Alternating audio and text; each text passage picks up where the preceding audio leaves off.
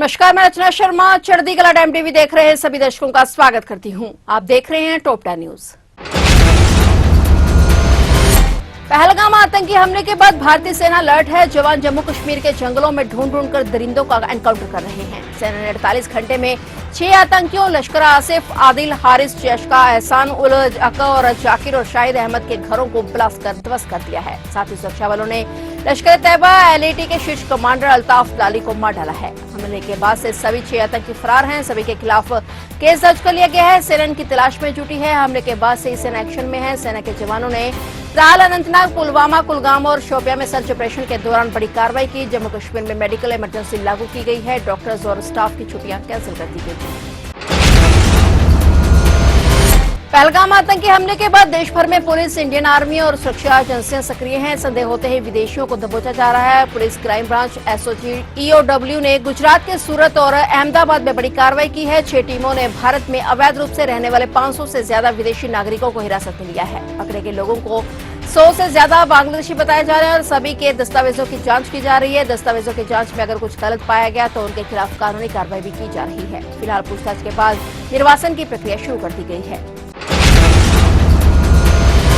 जम्मू कश्मीर के पहलगाम में 22 अप्रैल को हुए आतंकी हमले पर पाकिस्तान के प्रधानमंत्री शहबाज शरीफ की पहली प्रतिक्रिया सामने आई है। घटना के 4 दिन बाद आज उन्होंने इस घटना की निंदा की। साथ ही कहा कि पहलगाम हमले में पाकिस्तान तटस्थ और पारदर्शी जांच के लिए तैयार है। आतंकवाद को हम कड़ी आलोचना करते हैं और पाक प्रधानमंत्री शहबाज शरीफ खैबर पख्तूनख्वा के कैकुल में पाकिस्तान मिलिट्री अकादमी में पासिंग आउट परेड में शामिल हुए थे। कार्यक्रम को संबोधित करते हुए कहा कि भारत पहलगाम हमले को लेकर पाकिस्तान पर आधारहीन और झूठे आरोप लगा रहा है। हम एक जिम्मेदार देश के तौर पर किसी भी जांच के लिए तैयार हैं। वहीं शहबाज शरीफ ने एक बार फिर जम्मू कश्मीर का राग अलापा।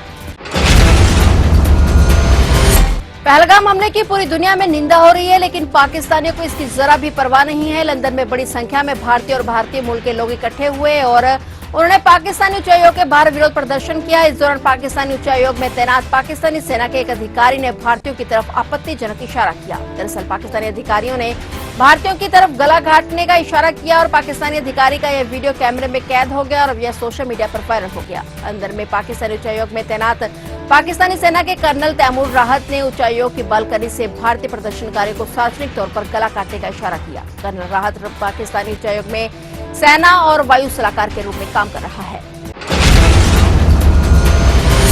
उत्तर प्रदेश के देवबंद सहारनपुर में बड़ी घटना हो गई। खेड़ी गांव की पटाखा फैक्ट्री में भीषण विस्फोट हो गया। धमाके की आवाज 2 किलोमीटर तक गूंजी। हादसे में कई लोगों के दबे होने की सूचना है। विस्फोट इतना तेज था कि कई लोगों के शरीर के अंग दूर दूर तक बिखर गए। पुलिस और प्रशासन की टीम मौके पर पहुंची और रेस्क्यू ऑपरेशन शुरू किया गया। धमाके की आवाज सुनकर ग्रामीण मौके पर पहुंचे तो फैक्ट्री से कुछ दूर तक मांस के चिथड़े बिखरे हुए दिखे। धमाके के बाद फैक्ट्री मालिक फरार हो गया। हादसे से गुस्साए परिजनों ने हाईवे जाम कर दिया और सड़क पर बैठ गए। परिजनों का आरोप है कि अवैध फैक्ट्री चलाई जा रही थी। वहीं मौके पर पहुंची पुलिस मामले की जांच में जुटी हुई है। ईसाई कैथोलिक धर्मगुरु पोप फ्रांसिस का आज 26 अप्रैल को अंतिम संस्कार हुआ। वेटिकन के सेंट पीटर्स स्क्वायर में सुबह 10 बजे से दोपहर 1:30 बजे तक अंतिम संस्कार की रस्में की गई और इसके बाद वेटिकन के बाहर पोप के शव को दफनाया गया। अंतिम संस्कार में लाखों श्रद्धालु पहुंचे हुए थे। पोप की अंतिम यात्रा में राष्ट्रपति द्रौपदी मुर्मू, अमेरिकी राष्ट्रपति डोनाल्ड ट्रंप, अर्जेंटीना के राष्ट्रपति जेवियर मिलेई सहित 170 देशों के प्रतिनिधि शामिल हुए। बता दें कि 21 अप्रैल को 88 साल की उम्र में बीमारियों के चलते पोप का निधन हुआ था। 3 दिन से पोप के पार्थिव शरीर को ताबूत में अंतिम दर्शन के लिए सेंट पीटर्स बेसिलिका में रखा हुआ था। पोप के अंतिम दर्शन के लिए लंबी कतारें लगी हुई। 3 दिनों में करीब 1.5 लाख लोगों ने अंतिम दर्शन किए। कड़ी सुरक्षा के बीच आज पोप का अंतिम संस्कार किया गया। हरियाणा के नूह में एक दर्दनाक सड़क हादसे ने पूरे इलाके को झकझोर कर रख दिया। थाना फिरोजपुर झिरका सीमा के अंतर्गत दिल्ली मुंबई एक्सप्रेसवे पर इब्राहिमवास गांव के पास तेज रफ्तार पिकअप वाहन ने सफाई कार्य में जुटे कर्मचारियों को टक्कर मार दी। इस भीषण हादसे में 6 सफाई कर्मचारियों की मौके पर ही मौत हो गई, जबकि 5 अन्य गंभीर रूप से घायल हो गए। सफाई करने वाले 11 कर्मचारियों में 10 महिलाएं और 1 पुरुष था, जिनमें से 6 महिलाओं की मौके पर ही मौत हो गई और 5 लोगों को गंभीर अवस्था में अस्पताल में भर्ती कराया गया। चालक गाड़ी को छोड़कर मौके से फरार हो गया। हादसा तब हुआ जब आज करीब 11 सफाई कर्मचारी एक्सप्रेसवे पर सफाई कर रहे थे। स्थानीय लोगों ने तुरंत पुलिस को सूचना दी और घायलों को अस्पताल पहुंचाने में मदद की। हादसे की भयावहता ऐसी थी कि आसपास के लोग स्तब्ध रह गए। कई शवों के टुकड़े अलग अलग हो गए। पाकिस्तानी नागरिकों को कल रविवार तक हरियाणा छोड़ना होगा। चिकित्सा वीजा धारकों को 29 अप्रैल को हरियाणा से बाहर जाना होगा। यह समय सीमा लंबी अवधि के वीजा, राजनयिक वीजा और आधिकारिक वीजा रखने वाले पाकिस्तानी नागरिकों पर लागू नहीं होगी। सीएम नायब सैनी ने सभी डीसी और एसपी को निर्देशों का सख्ती से पालन कराने के निर्देश दिए हैं। पहलगाम हमले पर चर्चा करते हुए सीएम ने कहा कि हमले में कई निर्दोष लोगों की जान चली गई। ऐसे कृत्य किसी भी सूरत में बर्दाश्त नहीं किए जाएंगे।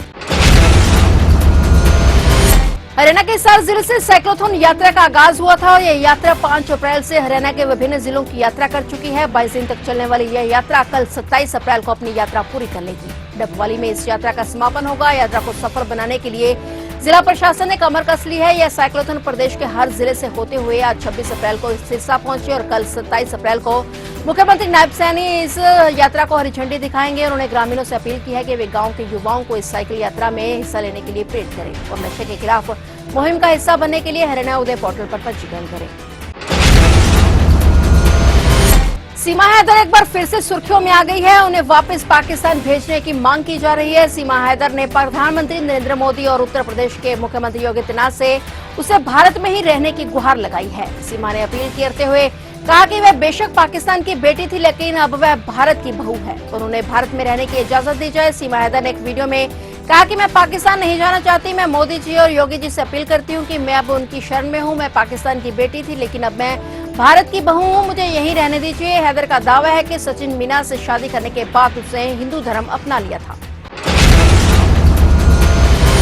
तो आप देख रहे थे टॉप 10 न्यूज और नए समाचारों के साथ फिर से हाजिर होंगे। तब तक के लिए देखते रहिए चढ़ती कला टाइम टीवी।